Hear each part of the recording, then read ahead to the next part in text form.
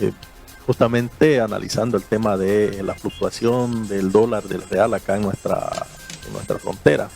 Y si nosotros podemos analizar así brevemente las causas que originan este problema actualmente, que afecta de manera directa a nosotros, todos los habitantes acá de... Sobre que estamos en una situación tremenda. Exactamente, aparte de la dificultad económica que pasamos en nuestro país, pues también eso ha llevado y sopesa en el normal desenvolvimiento o el flujo del real, por ejemplo, y del dólar acá en nuestra ciudad, en nuestro departamento. Y tengo entendido también que en todas las ciudades que son frontera en Brasil y con Perú, por ejemplo, que no. Ahorita el tema no es simplemente la alza del real en el mercado, en la libre oferta y demanda, o en el mercado negro, sino también eso sucede con el sol, por ejemplo, el sol peruano. Entonces, ese es el problema ahorita. Ahora nos preguntamos, la sociedad se pregunta, ¿por qué está ocurriendo esto acá en nuestra... Claro, inclusive es más, a la gente se pregunta, ¿quién regula esto? Es otra pregunta que se hace la gente, ¿no? Debería regular la ASFI, pero también hay que ser consciente, no sé la verdad cuántas personas trabajan en la ASFI acá, pero las instituciones normalmente de nuestro estado no tienen la capacidad de poder controlar de manera eficaz. Y no sucede simplemente con la ASFI, sino que sucede con otras instituciones también, en la cual he tenido oportunidad de trabajar en su momento. No hay esa capacidad operativa. Y es más, como todo se centraliza normalmente en la ciudad de La Paz, entonces ya a Pando, como casi siempre lo relegan a última rueda del carro. Mandan algunas instituciones para justamente sentar presencia y decir, esta institución tiene su presencia allá en la frontera de nuestro país. No debería ser así, ¿no? No debería, más bien se debería fortalecer a las ciudades que están en la frontera. No como presencia, sino también darle la funcionalidad que debería tener, a eso me refiero, ¿no? Y darle también la capacidad tanto técnica y operativa. Y por dónde pasa la capacidad técnica y operativa, obviamente con el personal calificado y en la cantidad necesaria, ¿no? Y exactamente. Y que tenga obviamente movilidades a disposición, tengan gasolina, diésel, ¿no? Porque aunque usted no crea, exactamente, mire, y me voy a salir del tema solo para que me entienda la población. Nosotros, cuando una época yo fui jefe de la Unidad de Fiscalización y Control de Recursos Naturales, y coordinábamos con la JAM, que tiene que ver con el tema de los operativos mineros, ¿no? Exacto, ¿no? Entonces nosotros nos programábamos hacer unas 4 por lo menos operativos al año, pero al final terminábamos haciendo uno, porque ya era el tema logístico, el tema de coordinación, movilidad, gasolina, diésel, etcétera. Entonces, normalmente, en esas cositas es que esas cosas no permiten el normal desenvolvimiento de las instituciones que tienen presencia acá en el estado, acá en el departamento Pando, en la ciudad de Cobija. Pero bueno, volviendo al tema del alza de real, una de las principales causas, don Ronald, es el tema de las escasas reservas internacionales que tenemos ahorita.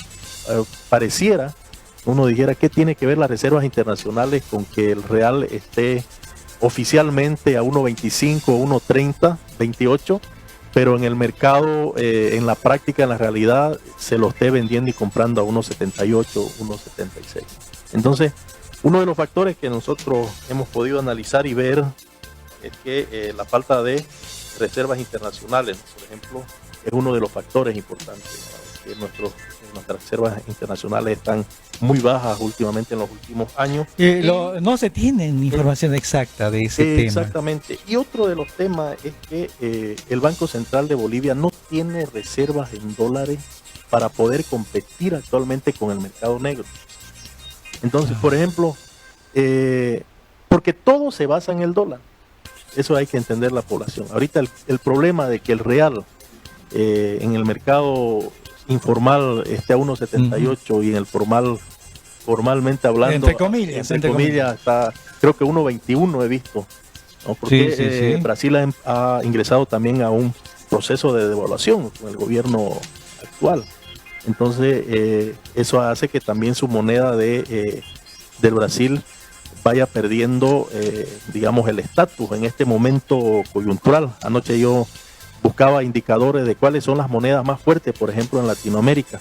En primer lugar está el sol peruano, aunque no crean mucho, ¿no? Después está el peso colombiano y el peso uruguayo. El sol, el real brasileño y el boliviano no aparecen. ¿En qué posición estaría el real brasileño? Mire, ni sale en las estadísticas para decir. No. ¿Y nosotros? Claro, porque he buscado. Mire, me he quedado anoche hasta medianoche más o menos investigando, porque uno tiene que ver cuáles son. Tiene que nutrirse, claro, ¿no? Para no venir acá a hablar por hablar. Exacto. Ya. Y no salimos en las estadísticas. Yo dije, no, hay que ver, porque mucho se ha hablado de la potencialidad del boliviano, o sea, la moneda. Mucho se ha hablado estos últimos años, ¿no? Pero a la práctica vemos ya hoy de que nuestra moneda está muy, muy débil. Lo mismo en real, aunque no crean, ¿no? Que estamos hablando de Brasil, de una potencia que está dentro de los G20, por ejemplo, ¿no? Una potencia mundial, sobre todo en el tema económico, de agropecuario, etcétera, ¿no? Entonces, no aparecemos, ¿no? El sol peruano, el peso colombiano y el peso uruguayo. La moneda más estable últimamente. Después he visto también, por ejemplo, Chile, igual, ¿no? Brasil, que su crecimiento está alrededor de 1.5, por ejemplo, ¿no? Que un crecimiento de un país debería ser mínimamente por año 3.5, mínimamente, para estar dentro de los niveles. Ni la mitad. Entonces, para que vea el impacto, ¿no? Del problema económico que vivimos, no simplemente en nuestro país, sino también a nivel de algunos países latinoamericanos, para no decir la mayoría, ¿no? Normalmente por temas externos. Ahora, la solución para lo que significa acá nuestra región, ¿por dónde pasaría? Porque ya hemos dado a conocer las causas, todo eso, pero entremos a ver qué oportunidades tenemos para poder revertir esta situación. Mire, algo ahorita utópico y que pareciera que no lo podemos conseguir a corto plazo, pero sí tenemos que ir viéndolo a mediano y largo plazo, es el tema de el aumento de las reservas internacionales. Porque eso le daría la posibilidad al Estado de poder competir con el mercado informal, por ejemplo. Porque una de las soluciones pasaría de que ahorita en todos los bancos cualquier persona pudiera pasar y comprar 100, 200, $1,000 de manera libre y espontánea. Y eso no sucede ahorita en los bancos, porque hay ahorita por ejemplo, una persona puede comprar $200 al mes. 6.96. Pero no es así, no lo va a conseguir. Y hay gente que no necesita $100, $200 al mes, necesita 50,000, hablamos de los empresarios. Claro, 1 millón, etcétera. Entonces imagínense, $100,000 que usted debería comprarlo a 6.96. 11.30 tengo entendido exactamente. Se encuentra el dólar. Y en algunos lugares a 15. Ya he visto en algunos periódicos digitales. Obviamente hay que verificar esa información. Entonces, uno de los puntos importantes es aumentar las reservas internacionales. Otro sería incentivar las exportaciones. También. Que lo hemos dicho varias veces. Atraer inversión extranjera directa. ¿Qué significa atraer inversión extranjera directa?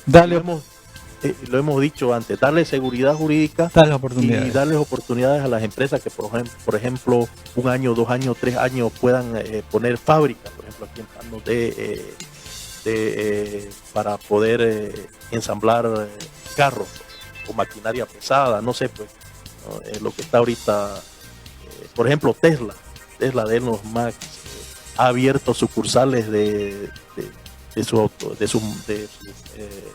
automóviles a energía, ¿no? En muchos lugares, en varios lugares. Entonces, cosas así hay que traer inversión extranjera, cobrarle lo mínimo de impuestos, y obviamente esas empresas van a generar flujo de dinero. Dale facilidades, exactamente, ¿no? Y eso es algo que no damos en nuestro país, lamentablemente. Ponemos trabas. Exactamente. Somos uno de los países más burocráticos que existe, inclusive para atraer inversión de fundaciones, de ONGs, ahorita es bien complicado. Entonces eso, una de las soluciones. En vez de atraer spam. Exactamente, por el tema burocrático. Exacto, sí. El tema burocrático y la inestabilidad que estamos viviendo.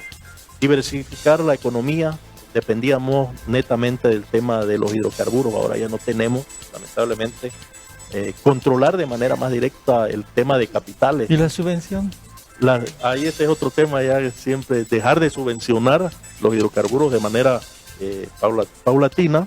Okay. Y otro de las soluciones que yo creo que sería netamente en lo que estamos hablando, don Ronald, en el tema del intercambio de divisas, se tiene que pensar en Latinoamérica en una moneda única, como el euro. El euro en Europa, ¿no?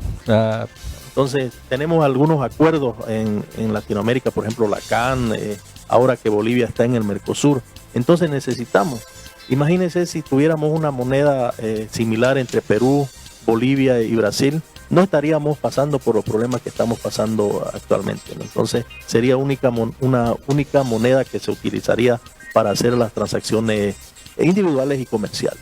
Definitivamente. Entonces, bueno, hay soluciones, pero para eso se necesita coordinación, analizar cada punto, porque no es cualquier cosa que se va a tocar. No nos olvidemos que la parte económica es la parte fundamental de cualquier situación, de cada ciudadano inclusive, ¿no? Entonces ahí a eso tienen que apuntar las autoridades respectivas. ¿Algún mensaje que nos deje antes de cerrar la entrevista? No, mire, simplemente hablábamos extra cámara, si me permite usted, ¿no? Claro. Lo que ahorita pasa con el real, ¿no? O sea, la verdad que hay bastante, también ya el real se lo maneja en el mercado informal, ¿no? Por ejemplo, yo miraba el otro día, hay algunas casas de cambio que ya negocian con la necesidad de la población.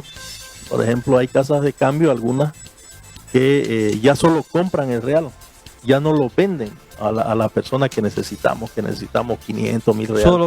Solo compran, ¿no? A unos 72, no sé cuánto estará ahorita el precio de compra. Y obviamente ya ese mismo dinero lo llevan al frente, lo depositan y allá lo venden por pizza, unos 78, así, ¿no? Unos 77. Hacen su negocio. Claro, entonces ahí hasta, ¿no? Ahí hacen su negocio.